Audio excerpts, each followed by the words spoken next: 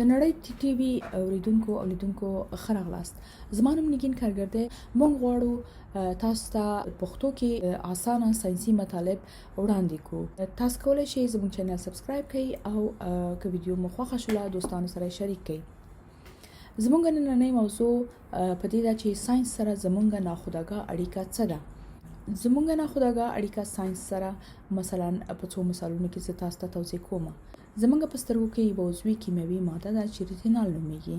ریټینال د لیدو عصب تحریکوي او د دې سبب ګرځي چې موږ یو شی وګورو. همدارنګه کله چې موږ یو کتاب لاس کې نیسو زموږ عضلات کار کوي.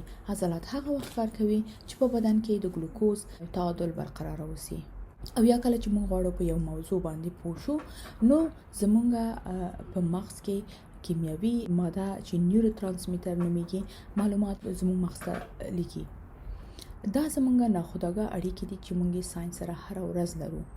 دغه میکانیزمونه ساينس پوهانو په ډیرو تجربو سره ترلاسه کړي دي.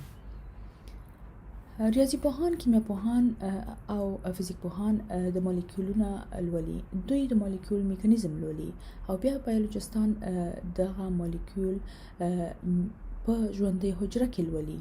دوی غواړي پوه شي چې دغه مالیکول په ژوندۍ حجره کې څه رقم میکانیزم لري.